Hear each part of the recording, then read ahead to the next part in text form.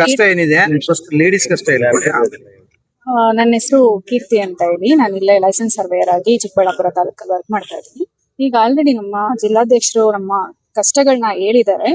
ನಮ್ಗೆ ಇಲ್ಲಿ ಏನು ನಾವು ಮುಷ್ಕರ ಮಾಡ್ತಾ ಇರೋದು ಮೇನ್ ಆಗಿ ಏನ್ ರೀಸನ್ ಅಂತ ಅಂದ್ರೆ, ನಮ್ಗೆ GS ಮತ್ತೆ LS ಅನ್ನೋ ಎರಡು ಇದು ಇದೆ ನಮ್ಮ ಡಿಪಾರ್ಟ್ಮೆಂಟ್ ಅಲ್ಲಿ. ನಾವು GS ಮಾಡುವಂತ ಎಲ್ಲಾ ಕೆಲ್ಸಗಳನ್ನು ನಾವು ಸಹ ಮಾಡ್ತಾ ಇರೋವಿ. ನಾವು ಇವಾಗ ಎಸ್ಪೆಷಲಿ ಹೆಣ್ಮಕ್ಳು ಅಂತ ಅಂದ್ರೆ, ನಮ್ಗೆ ಇಲ್ಲಿ ಫೀಲ್ಡ್ ಮಾಡೋದಲ್ದೆ ನಮ್ಗೆ ಯಾವುದೇ ಸೌಲಭ್ಯಗಳಿಲ್ಲ. ಆಫೀಸಲ್ಲಿ ಕುತ್ಕೊಳ್ಳೋದಕ್ಕಾಗಿ ನಮ್ಗೆ ಅಂತ ಚೇಂಬರ್ ಇಲ್ಲ, ಏನು ಇಲ್ಲ. ನಾವು ಅದೇ ನಮ್ಮ ಫೀಲ್ಡ್ ಮಾಡ್ಕೊಂಡ್ ಬಂದಿರೋ ಕೆಲ್ಸಗಳನ್ನ ಮತ್ತೆ ಮನೇಲಿ ಹೋಗಿ ದಾಖಲೆಗಳನ್ನ ಪ್ರಿಪೇರ್ ಮಾಡ್ಬೇಕಲ್ಲ, ಅದನ್ನೆಲ್ಲ ನಾವು ಮನೇಲಿ ಮಾಡ್ಬೇಕಾಗುತ್ತೆ. ನಮ್ಗೆ 24x7 ಕೆಲಸ ಮಾಡೋ ರೀತಿ ಆಗ್ತಿದೆ ಹೆಣ್ಮಕ್ಳಿಗೆ ಎಸ್ಪೆಷಲಿ. ಸೊ ಜೆಂಟ್ಸ್ಗೂ ಸಹ ಅದೇ ರೀತಿನೇ ಆಗ್ತಿದೆ. ಆದ್ರೆ ನಮ್ಗೆ ಇಲ್ಲಿ ನಾವು ಮೇನ್ ಫೋಕಸ್ ಏನಪ್ಪಾ ಮುಷ್ಕರ ನಾವು ಮಾಡ್ತಾ ಇರೋದಂತಂದ್ರೆ, ನಮ್ಮನ್ನು ಸಹ GS ಮಾಡೋ ಕೆಲ್ಸಗಳನ್ನೆಲ್ಲಾರು ನಾವು ಮಾಡ್ತಾ ಇದೀವಿ. ಅವ್ರಿಗೆ ಬಾಂಧ ಜವಾನ ಕೊಡ್ತಿದ್ದಾರೆ, ಮತ್ತೆ ಅವ್ರಿಗೆ ಹೆಲ್ತ್ ಇನ್ಶೂರೆನ್ಸಸ್ ಆಗಿರ್ಬೋದು, ಅವ್ರಿಗೆ ಎಲ್ಲಾ ಸೇವಾ ಭದ್ರತೆಗಳನ್ನ ಕೊಡ್ತಿದ್ದಾರೆ. ನಮಗೂ ಅದೇ ತರ ಸೇವಾ ಭದ್ರತೆಗಳನ್ನ ನೀಡಿ ನಮ್ಮನ್ನು ಸಹ, ನಾವು ಡಿಪಾರ್ಟ್ಮೆಂಟ್ ಅಲ್ಲಿ ಕೆಲಸ ಮಾಡ್ತಾರ ನಮ್ಮನ್ನು ಸಹ ಈ ಡಿಪಾರ್ಟ್ಮೆಂಟ್ ಅವ್ರ ಅಂತಾನೆ ಕನ್ಸಿಡರ್ ಮಾಡಿ ನಮಗೂ ಸಹ GS ಗೆ ಏನ್ ನೀಡ್ತಿದಾರೋ ಆ ಫೆಸಿಲಿಟೀಸ್ ನ ನೀಡಿ ನಮಗೂ ಸಹ ಕಾಯಮಾತಿ ಮಾಡ್ಕೊಳ್ಳಿ. ಅಥವಾ ಸಾಧ್ಯ ಆಗ್ಲಿಲ್ಲ ಅಂತ ಸ್ವಲ್ಪ ತಡ ಆದ್ರೆ ಅಟ್ಲೀಸ್ಟ್ ನಮ್ಗೆ ಸಮಾನ ಕೆಲಸಕ್ಕೆ ಸಮಾನ ವೇತನ ನೀಡ್ಬೇಕಂತ ಕೋರ್ಕೊಂತೀವಿ. ಇದಕ್ಕೆ ಸಂಬಂಧಪಟ್ಟ ಅಧಿಕಾರಿಗಳು ಇದನ್ನೆಲ್ಲ ಪರಿಗಣನೆ ತಗೊಬೇಕಂತ ಕೇಳ್ತೀವಿ. ಮಾಡ್ಲಿಲ್ಲ ಅಂದ್ರೆ ಹೋರಾಟ ನಿಲ್ಸಲ್ಲ ಸರ್, ಅನಿರ್ದಿಷ್ಟ ಅವಧಿ ಮಾಡ್ತೀವಿ. ಕೀರ್ತಿ ಸರ್. ಈಗಾಗಲೇ ಏನು ಕರ್ನಾಟಕ ರಾಜ್ಯದಲ್ಲಿ ಭೂಮಾಪಕರ ಸಂಖ್ಯೆ ತುಂಬಾ ಕಡಿಮೆ ಇದೆ, ಕಂದಾಯ ಕೆಲಸಗಳು ತುಂಬಾ ಕಡಿಮೆ ಆಗ್ತದೆ ಅಂತ. ಅದಕ್ಕೆ ನೀವು ಯಾವ ರೀತಿ ಸಾಥ್ ಕೊಡ್ತೀರಾ, ಅಥವಾ ಅವರು ನಿಮ್ಮನ್ನ ನೇಮಕಾತಿ ಪರಿಗಣಿಸಲಿಲ್ಲ ಅಂತ? ಜಿಲ್ಲಾ ಘಟಕದಿಂದ ಜಿಲ್ಲಾಧ್ಯಕ್ಷರು KS ಕೃಷ್ಣಾರೆಡ್ಡಿ ಮಾತಾಡ್ತಾ ಇದ್ದೀನಿ. ಏನು ನಾವು ಸುಮಾರು 2 ತಿಂಗಳಿಂದ ರಾಜ್ಯಾದ್ಯಂತ ಮುಷ್ಕರ ಹಮ್ಮಿಕೊಂಡಿದ್ದೀವಿ. ಪ್ರತಿ ಜಿಲ್ಲೆಯಲ್ಲೂ ಮುಷ್ಕರ ಹಮ್ಮಿಕೊಂಡಿದ್ದೀವಿ. ಹಿಂದೆ ದೊಡ್ಡದಾಗಿ ಬೆಳಗಾವಿಯಲ್ಲಿ ಹಮ್ಮಿಕೊಂಡ್ವಿ, ಮೈಸೂರಲ್ಲಿ ಹಮ್ಮಿಕೊಂಡ್ವಿ, ಈಗ ನೆಕ್ಸ್ಟ್ ಧಾರವಾಡದಲ್ಲಿ ಹಮ್ಮಿಕೊಳ್ತಾ ಇದೀವಿ. ಬಟ್ ನಮ್ಮ ಜಿಲ್ಲೆಯಲ್ಲೂ ಒಂದ್ಸರಿ ನಮ್ಮ ಜಿಲ್ಲೆ ಸಂಬಂಧ 5 ತಾಲೂಕು ಸಂಬಂಧಪಟ್ಟವ್ರು ಮಾತ್ರ ಇಲ್ಲಿ ಸುಮಾರು 100-115 ಜನ ಇದ್ದೀವಿ. ಇಲ್ಲಿ ನಾವು ಜಿಲ್ಲಾಧಿಕಾರಿಗಳಿಗೆ ಮತ್ತು ಭೂ ದಾಖಲೆ ಉಪನಿರ್ದೇಶಕರಿಗೆ ಮನವಿ ಪತ್ರ ನೀಡಲು ಬಂದಿದ್ದೀವಿ. ಏನಕ್ಕಂದ್ರೆ ಸುಮಾರು 2002ರಿಂದನೂ 23 ವರ್ಷ ಕೆಲಸ ಮಾಡ್ಕೊಂಡ್ ಬಂದಿದ್ವಿ. ಸರ್ಕಾರಿ ಭೂಮಾಪಕರನ್ನ ಯಾವ ತರ ಟ್ರೈನಿಂಗು ಎಕ್ಸಾಮ್ ಎಲ್ಲ ಏನ್ ಮಾಡ್ತಾರೆ ಅದೇ ರೀತಿ ಸರ್ಕಾರಿ ಯಾವ ರೀತಿ ಅದೇ ರೀತಿ ನಮ್ಮನ್ನು ತಗೊಂಡಿದ್ದಾರೆ. ಬಟ್ ಅವರಿಗೆ ಸೇವಾ ಭದ್ರತೆ TDA ಎಲ್ಲ ಇದೆ, ಪ್ರತಿಯೊಂದು ಇದೆ, ಬಾಂಧ್ ಜವಾನ್ ಇದೆ, ಕಚೇರಿ ಚೇರು ಟೇಬಲ್ ಎಲ್ಲ ಇದೆ. ಬಟ್ ನಮ್ಮನ್ನ ಪರವಾನಗಿ ಅಂತ ಕೊಟ್ಬಿಟ್ಟು ನಮ್ಗೆ ಯಾವುದೂ ಇಲ್ಲ, ಒಂದು ಭದ್ರತೆ ಇಲ್ಲ. ಫೀಲ್ಡ್ ಹೋಗ್ಬೇಕಾದ್ರೆ ಒಂದು ಬಾಂಧ್ ಜವಾನ್ ಕೊಟ್ಟಿಲ್ಲ. ಫೀಲ್ಡ್ ಅಲ್ಲಿ ನಮ್ಗೇನು ಹೆಚ್ಚು ಕಡಿಮೆ ಇದ್ರೆ ಹೆಂಡತಿ ಮಕ್ಳಿಗೆ ಸೌಲಭ್ಯ ಇಲ್ಲ. ಬಟ್ ಅವ್ರಿಗೆಲ್ಲ ಇದೆ, ಆದ್ರೂ ಅವ್ರಿಗಿಂತ ಹೆಚ್ಚಾಗಿ ಕೆಲಸ ಮಾಡ್ತಾ ಇದೀವಿ. ನಮ್ಮನ್ನ ತಗೊಂಡಾಗಿಂದ ಈಚೆಗೆ ಎಲ್ಲಾ ಕೆಲಸಗಳು ನಮ್ಮ ಹತ್ರ ಮಾಡಿಸ್ತಾ ಇದ್ದಾರೆ. ಒಂದು ದರ್ಖಾಸ್ ಪೋಡಿ ಆಗಿರ್ಬೋದು, ತತ್ಕಾಲ್ ಪೋಡಿ ಆಗಿರ್ಬೋದು, ಲೆವಿನಿ ಆಗಿರ್ಬೋದು, ಆ ಕಾರ್ಬನ್ ರಿಜಿಸ್ಟ್ರೇಷನ್ ಆಗಿರ್ಬೋದು, ಸಮಿತ್ವ ಯೋಜನೆ ಆಗಿರ್ಬೋದು. ಸಮಿತ್ವ ಯೋಜನೆಗೆ ರಾಜ್ಯ ಸರ್ಕಾರದ 25,000 ಹಣ ನಿಗದಿ ಮಾಡವ್ರೆ. ಇವ್ರು ನಮ್ಗೆ ದಿನ 50 ಪ್ರಕರಣ ಮಾಡ್ಬೇಕು ಅಂತಾರೆ. ಸರ್ವರ್ ಪ್ರಾಬ್ಲಮ್ ಇರ್ತೈತೆ, ಫೀಲ್ಡ್ ಅಲ್ಲಿ PDOಗಳು ಸಹಕಾರ ಕೊಡಲ್ಲ. ಇಷ್ಟೆಲ್ಲ ಇದ್ರೂ ನಾವು ಪೇಮೆಂಟ್ ಕೊಡಲ್ಲ. 25,000 ಅಂದ್ರೆ ನಮ್ಗೆ 7,000, 8,000, 10,000 ಬರ್ತಾ ಇದೆ. 6 ತಿಂಗಳು ಮಾಡಿದ್ರೆ 40,000 ಏನೋ ಬಂದಿದೆ. 6 ತಿಂಗಳು 40,000 ತಗೊಂಡು ತಿಂಗಳಿಗೆ 7-8,000 ತಗೊಂಡು ಜೀವನ ಹೆಂಗ್ ಮಾಡಕ್ಕಾಗುತ್ತೆ?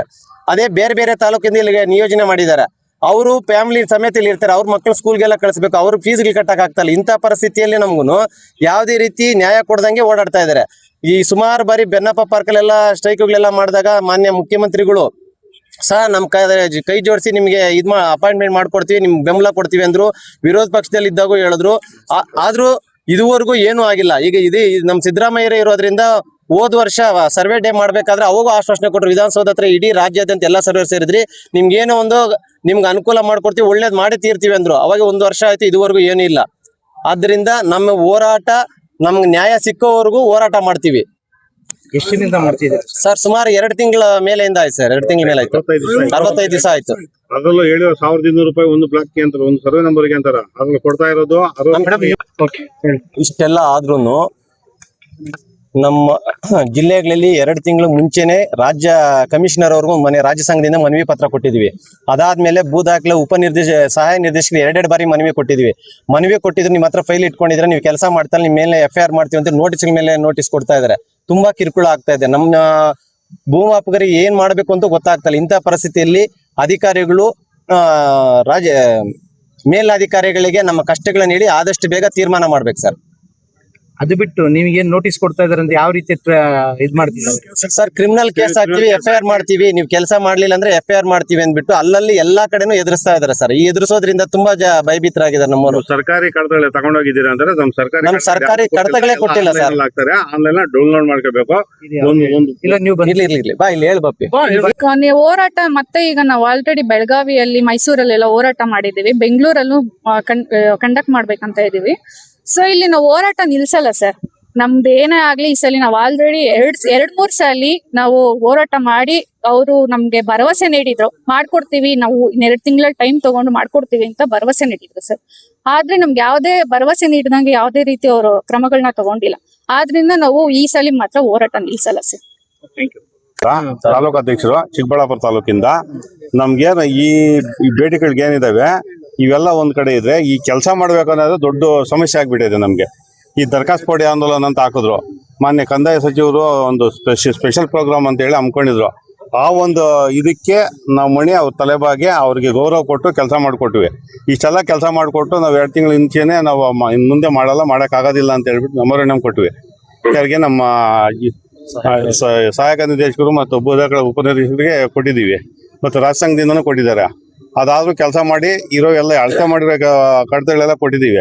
ಇನ್ನೇನು ಫೀಲ್ಡ್ ನೋಟಿಸ್ ತೆಗ್ದಿದ್ದೀವಿ, ಇನ್ನೇನು ಫೀಲ್ಡ್ಗೆ ಹೋಗ್ಬೇಕವು. ಅಂತ ಟೈಮಲ್ಲಿ ನಾವು ಮುಷ್ಕರ ಕೈಗೊಂಡಿರೋದು ನಾವು ಕೆಲಸಕ್ಕೆ ಹಾಜರಾಗಿಲ್ಲ, ಹೋಗಿಲ್ಲ. ಅವು ನಿಮ್ಮ ಹತ್ರ ಇದಾವೆ, ನಿಮ್ಮನ್ನ ಯಾಕೆ ನಾವು ಕ್ರಿಮಿನಲ್ ಕೇಸ್ ಆಗಬಾರ್ದು, ನೀವು ಯಾಕೆ ಕಂಡಿದ್ದೀರಾ ಅಂತಾರೆ. ಬಟ್ ನಮ್ಗೆ ಏನವರು ಕಚೇರಿಯಿಂದ ಏನು ಒಂದು ರೂಪಾಯಿ ಪೇಪರಲ್ಲೂ ಏನು ಕೊಟ್ಟಿಲ್ಲ. ಎಲ್ಲ ನಮ್ಮ ಲಾಗಿನ್ ತುಂಬ್ತಾರೆ, ನಾವು ಲಾಗಿನಲ್ಲಿ ನಾವು ಡೌನ್ಲೋಡ್ ಮಾಡ್ಕೋಬೇಕು. ಆ ಡೌನ್ಲೋಡ್ ಮಾಡ್ಕೊಂಡಿರೋ ಕಡತಲ್ಲಿ ತಗೊಂಡೋಗಿ ವಾಪಸ್ ಕೊಟ್ಟರು ತಗೊಳ್ಳಲ್ಲ. ಇಲ್ಲ ನೀವು ಅಳತೆ ಮಾಡೇ ಕೊಡಬೇಕು ಅಂತಾರೆ. ಈ ಥರ ಹಿಂಸೆ ಕೊಡ್ತಾ ಇದ್ದಾರೆ. ನಮ್ಗೆ ಏನಾದ್ರು ಹೆಚ್ಚು ಕಡಿಮೆ ಆದರೆ ನಮ್ಮ ಹೆಂಡತಿ ಮಕ್ಕಳಿಗೆ ಯಾರು ಜವಾಬ್ದಾರಿ ಆಗ್ತಾರೆ? ಆಮೇಲೆ 2-3 ತಿಂಗಳಾದ್ರೂ ಅಮೌಂಟ್ ಕೊಡಲ್ಲ. ದರ್ಖಾಸ್ತ್ ಕೊಡಿದ್ದು 1200 ರೂಪಾಯಿ ಅಂತ ಹೇಳವ್ರೆ. 60 ರೂಪಾಯಿ, 80 ರೂಪಾಯಿ, 160 ರೂಪಾಯಿ ಹಾಕಿರೋ ಒಂದು ಬ್ಲಾಕ್ಗೆ.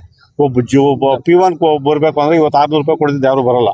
600 ರೂಪಾಯಿ ಕೊಡ್ಬೇಕು, ಅವ್ನಿಗೆ ಊಟ ಕೊಡ್ಬೇಕು, ಗಾಡಿಗೆ ಪೆಟ್ರೋಲ್ ತುಂಬಿಸ್ಬೇಕು, ಅವ್ನಿಗೆ ಎಲ್ಲಾ ಸವಲತ್ತುಗಳು ಕೊಟ್ರೆ ಮಾತ್ರ ಬರ್ತಾರೆ. ಅದು 1 ದಿವಸ 2 ದಿವಸ ಬರ್ತಾರೆ, 3ನೇ ದಿವಸ ಅವನು ಇರಲ್ಲ. ಈ ಬಿಸಿಲಿಗೆ ಎದ್ಕೊಂಡು ಅವನು ಬರಲ್ಲ. ಸರ್ಕಾರದಿಂದ ಯಾವುದೇ 1 ರೂಪಾಯಿ ಸಂಬಳ ಕೊಡಲ್ಲ. ಅದೇನ್ ರೈತರು ಕಟ್ಟಿರ್ತಾರೆ ದುಡ್ಡು, ಆ 1500 ಕಟ್ಸ್ಕೊಂಡಿರೋದ್ರಲ್ಲಿ ನಮ್ಗೆ 1200 ಕೊಡ್ತಾರೆ. ಅದ್ರಲ್ಲೂ ಅವ್ರು 300 ರೂಪಾಯಿ ಉಳಿಸ್ಕೊಂಡೆ ಅವ್ರು ಕೊಡೋದು. ಅವ್ರು ಮಾಡ್ತಾ ಇರೋದು ಮಧ್ಯದಲ್ಲಿ ಇದೇ ಕೆಲಸನೇ. ಅವ್ರು ಉಳಿಸ್ಕೊಂಡೆ ಕೊಡೋದು. ನಮ್ಗೆ ವಿಲೆ ಆಗಿರೋ ಫೈಲ್ಗೆ 1 ರೂಪಾಯಿ ಕೊಡಲ್ಲ ನಮ್ಗೆ.